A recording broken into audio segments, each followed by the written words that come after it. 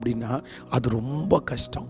அதனால் இன்று இந்த ஞானத்தை வாங்கி, யார் உங்கள் வாழ்க்கையில் நீங்கள் ரொம்ப நேசிக்கிறவங்க திடீர்னு சைலண்ட் ஆகிட்டாங்களா, நீங்கள் ரொம்ப நம்பினவங்க திடீர்னு சைலண்ட் ஆகிட்டாங்களா, ஒரு 2 டைம் 3 டைம் நீங்கள் எதிர்பார்க்கலாம், பேசலாம். ஆனால் அவங்க ரொம்ப சைலண்ட் ஆகிட்டாங்கன்னா நீங்களும் சைலண்ட் ஆகிடுங்க. அவ்வளோதான். ஓகே, அவங்க என்னைக்கு வரணுமோ வரட்டும், என்னைக்கு பேசணுமோ அவங்க பேசட்டும், என்னைக்கு நம்மள்ட்ட ஐக்கியமாக இருக்கணுமோ.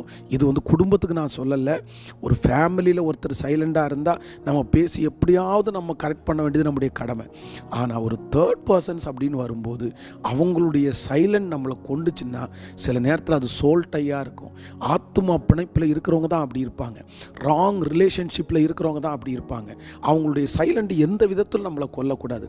ஏன்னா அது நம்ம அடிமையானதுக்கு அர்த்தம். அப்படி இன்னொருத்தருடைய அமைதி உங்களை கொல்லுது அப்படின்னா நீங்கள் அவங்களுக்கு அடிமையாயிட்டீங்க, நீங்கள் அவங்களுக்கு அடிமையாக இருக்கிறீங்கன்னு அர்த்தம். அதனால் இன்றைக்கு இந்த ஞானத்திற்காய் கண்டிப்பாக ஜெபம் பண்ணுங்க. அதற்கு